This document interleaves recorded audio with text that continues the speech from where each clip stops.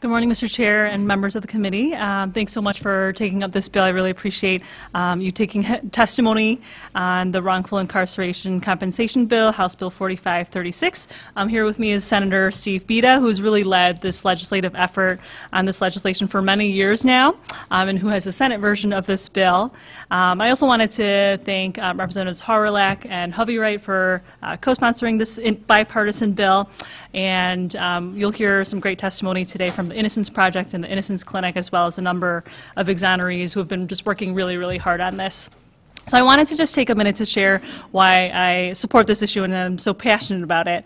About 8 years ago, I began working on an effort related to ensuring that adequate legal representation happens for everyone who's accused of a crime.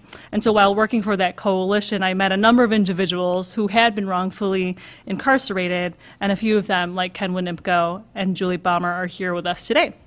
And as I was talking with some of the exonerees that I met, or family members whose loved ones had been wrongfully incarcerated, I not only learned about some of the things that went wrong in their court cases, but also learned about the incredible struggles that they faced, both in prison and upon their release from prison. I remember talking with Ruth Lloyd Harlan, who's the sister of Eddie Joe Lloyd, who was Michigan's very first DNA exoneree.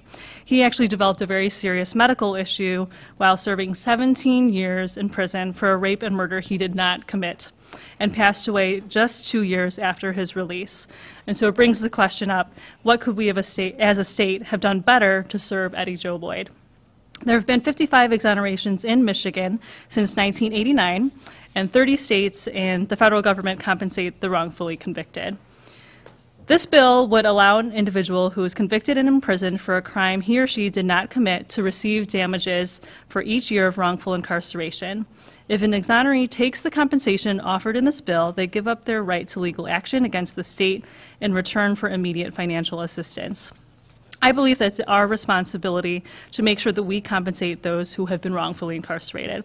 We must do all that we can to help exonerees get back on their feet once they return to their communities.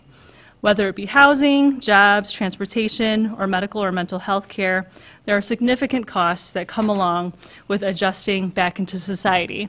And unlike parolees, exonerees are actually given no services to help with this. And of course, added on top of this is the element of knowing that one spent, in many cases, several years for a crime that one did not commit. I really believe that when an individual is proven innocent after years of wrongful incarceration, the least they should expect is a state that wants to help make it right. And the governor actually included this very same message in his criminal justice message last month. So now I'll turn it over to Senator Bida, and wanted to again thank him for his leadership on this issue.